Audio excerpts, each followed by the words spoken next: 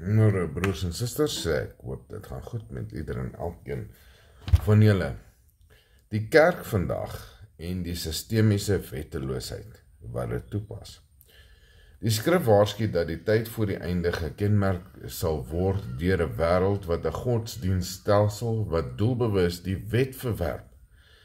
Hierdie toestand word in die skrif 'n misterie van wetteloosheid genoem, wat letterlik beteken sonder wet of teen die wet. Die tragiese realiteit is dat die moderne kerk presies hierdie wetteloosheid leer en bevorder.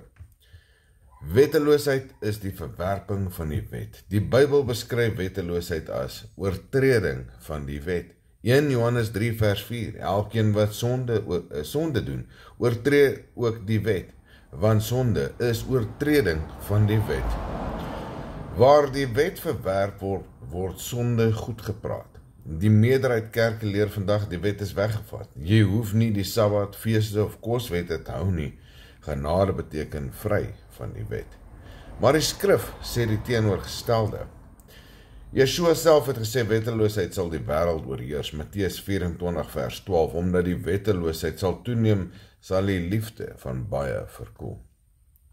Hier wys Yeshua, wetteloosheid is gebrek aan gehoorsaamheid aan Jahwe se instruksies. Wetteloosheid veroorsaak 'n verlies aan liefde, omdat die wet van liefde is. Levitikus 19 vers 18. Die kerk preek presies die wetteloosheid waarteen Yeshua waarsku. Yeshua het gesê, hy sal baie mense verwerp op die finale dag, omdat hulle wetteloos lewe. Matteus 7 vers 23, gaan weg van my, julle wat wetteloos lewe. Let op, dit is nie oudtyds nie, maar mense wat in sy naam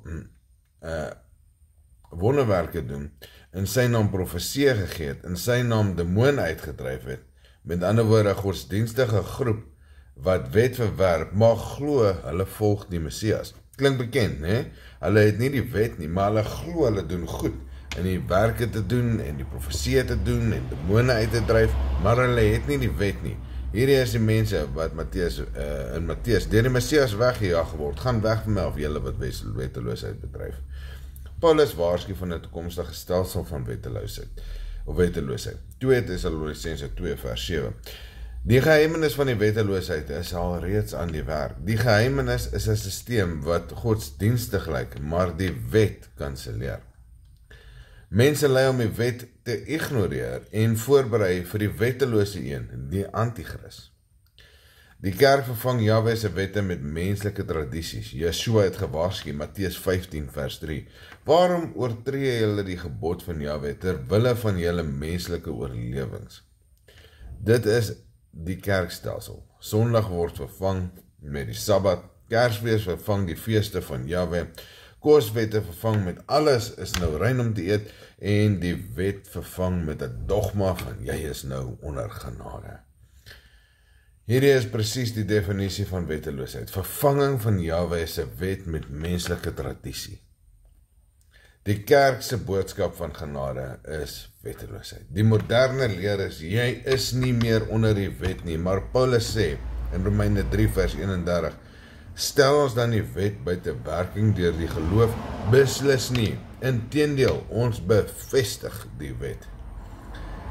Die kerk se leer soek genade sonder gehoorsaamheid, verlossing sonder bekering, seën sonder die verbond. Dis presies wat die skrif wetteloosheid noem. Die Bybel sê die eindtyd is ware die Bybel sê die eindtyd se ware gelowiges hou die wet. Die oorblyfsel word so beskryf, en ons gaan lees in Openbaring 14 vers 12. Hier kom die volharding van die heiliges te pas, hulle wat die gebod van Jahwe bewaar, en die getuienis van Yeshua bewaar. Met ander woorde, sy getuienis is die gebod. Twee merkers van die ware gelowiges, hulle hou die gebooie van Vader, en hulle glo in die getuienis van Yeshua. Die kerk het dit weggegooi, die wet om die gebooie te onderhou. Die wettelose stelsel is die anti-wet Messias. 2 Tessalonisense 2 beskryf die wettelose een. Die eindtydse mag sal die wet verwerp, 'n skyn van goddeloosheid hê en mense mislei deur tekens en wonders. Onthou wat die Messias gesê het, hy gaan hulle wegjaag weens hulle wetteloosheid. Wetteloosheid kom uit Babylon, nie Jahwe nie. Die Babyloniese geloofstelsel het sonaanbinding, Sondag, dis in die naam self, afgodsfeeste, Kersfees en Paasfees, vark en onrein eetgewoontes en verwerping van die Sabbat, die wette en die feeste. Dit is die moeder van wetteloosheid. Die kerk het dit geërf, nie uit die skrif uit nie. Die wêreld is wetteloos omdat die kerk die wet laat vaar het. Wanneer die kerk die wet verwerp, gebeur 4 dinge. Morele verval, chaos in die samelewing, verdraaiing van die waarheid, want die waarheid is die wet, Psalm 119 vers 142, afval van die geloof. Die skrif sê, Spreuke 22 vers 18, waar daar geen openbaring is nie, verwilder die volk, maar gelukkig is hy wat die wet onderhou. Wetteloosheid is verwildering, wet is orde, waarheid en liefde. So kom ons vat alles saam. Die kerke vandag leer dat die wet afgeskaf is, volg mensgemaakte tradisies, hou heidense feeste, preek genade sonder gehoorsaamheid, gaan teen Jahwe se instruksies. Volgens die skrif is dit presies die definisie van wetteloosheid, die wettelose stelsel, waarvan Yeshua en die profete en die apostels teen waarsku. Ek hoop die boodskap val op goeie ore. Mag julle 'n geweldige dag hê.